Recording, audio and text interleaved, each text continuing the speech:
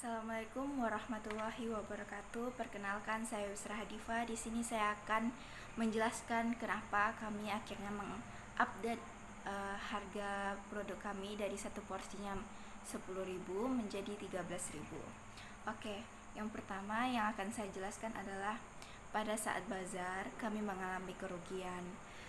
Awalnya kami menghitung HPP-nya hanya dari perkiraan saja atau harga pokok untuk penjualan satu porsinya. Kami hanya perkiraannya saja,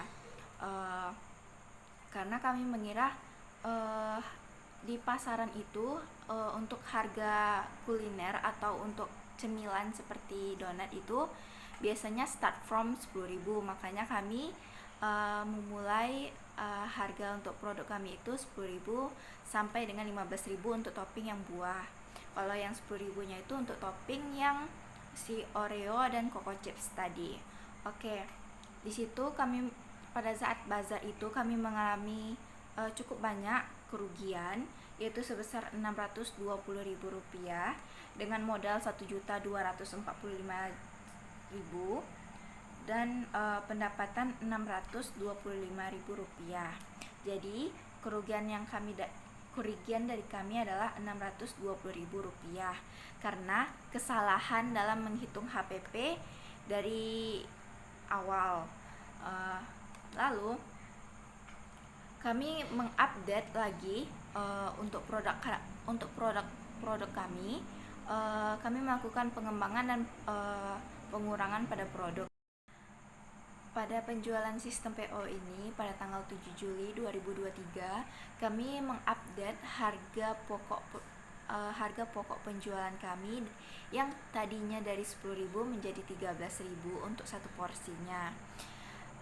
Pada sistem PO ini juga kami melakukan pengembangan dan pengurangan pada produk. Yang pertama, pengembangan produk, yaitu pada sistem COD.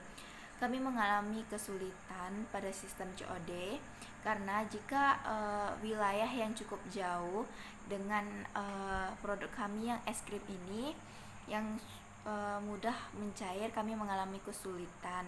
Jadinya kami melakukan pengembangan, maka hal yang kami dapatkan adalah jika kami melakukan pengantaran yang dengan wilayah yang cukup jauh ataupun yang sekitaran Lubek, nah kami melakukan menyimpan produk kami tersebut di dalam termos yang berisikan es tadi. Jadi si es krimnya tadi tidak mencair dan si customer pun dengan senang hati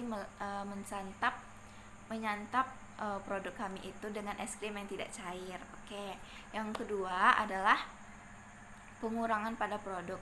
Nah, setelah kami melakukan telaah pada HPP, kami mengurangi pada es krim.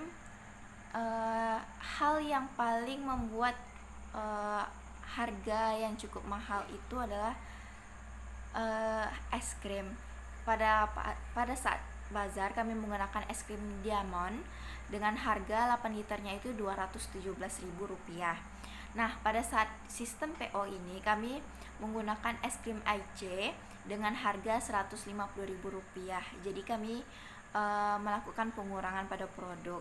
Nah, dengan pengurangan pada produk tadi, kami akhirnya mengupdate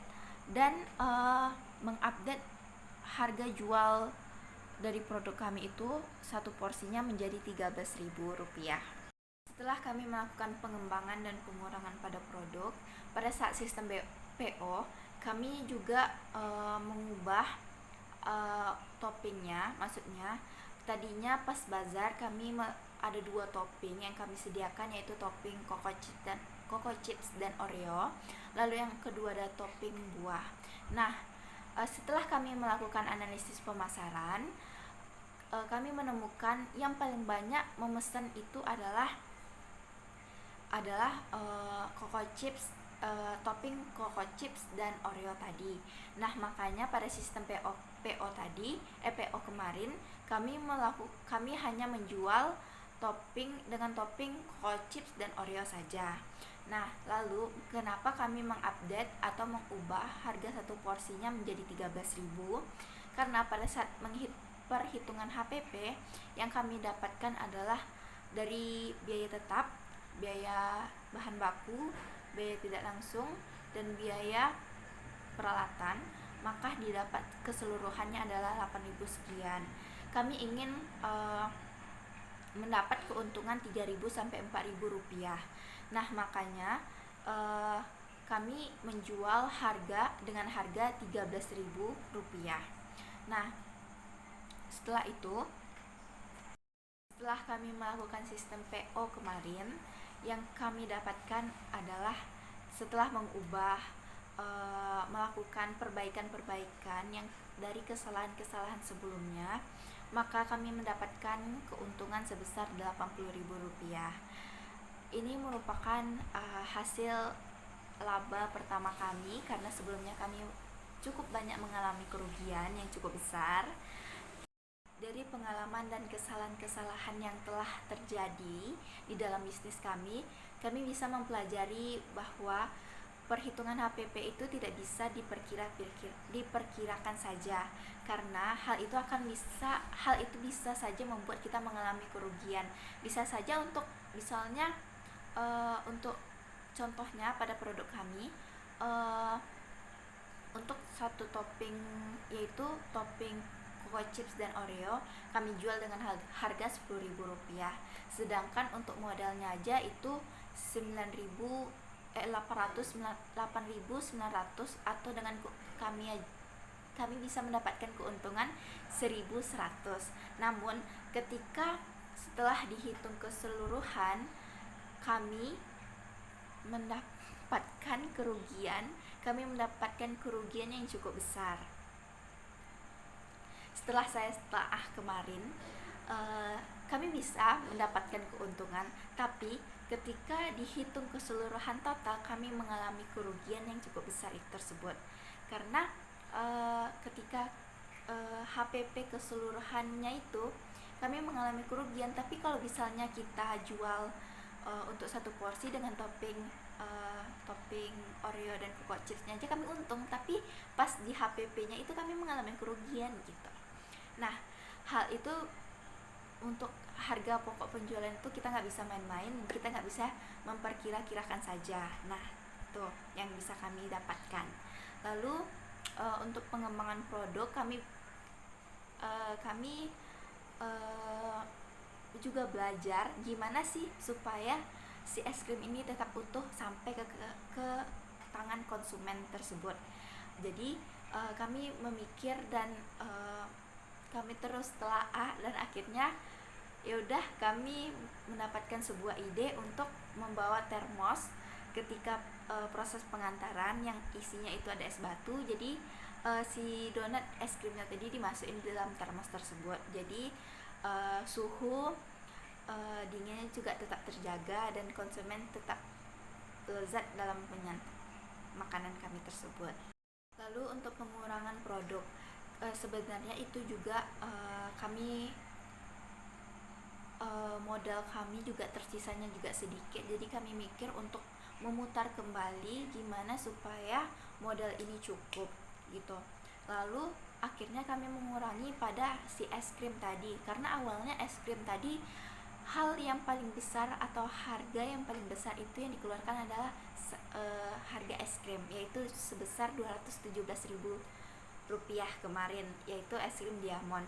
Jadi kami mengurangi produk es krim kami, yaitu jadi es krim IC yang harga 8 liternya itu 150.000 rupiah. Nah, kenapa? Karena budget kami tadi yang kurang gitu.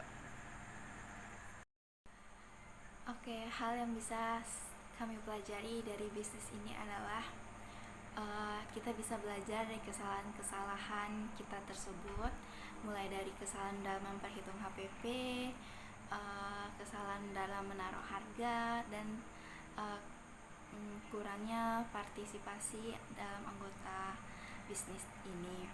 Jadi hal yang saya dapatkan adalah, dan hal yang kami dapatkan adalah dalam memperhitungkan HPP kita harus memang benar-benar detail dalam menghitungnya dan harus pas, dan karena salah sedikit aja bisa menentukan keuntungan ataupun kerugian yang kita dapatkan.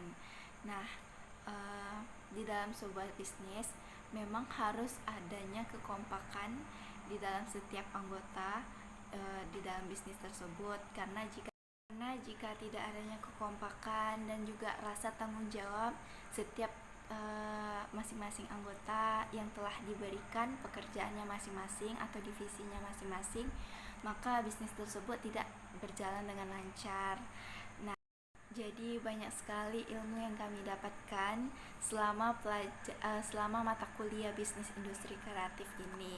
Ini adalah first time atau pertama kali kami membangun bisnis yang jumlah anggotanya cukup banyak gitu.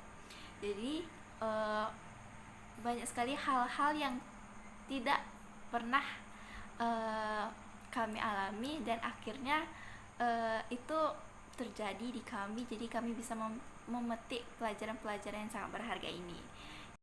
Dan saya perwakilan dari kelompok 2 Business Dream Donuts sekali lagi mengucapkan terima kasih kepada Pak Dimas yang telah mentransfer dan memberikan ilmu-ilmunya kepada kami semua. Dan kami mohon maaf saat perkuliahan berlangsung kami melakukan beberapa hal yang kurang mengenakan dan kami akui itu. Sekian, terima kasih. Wassalamualaikum warahmatullahi wabarakatuh.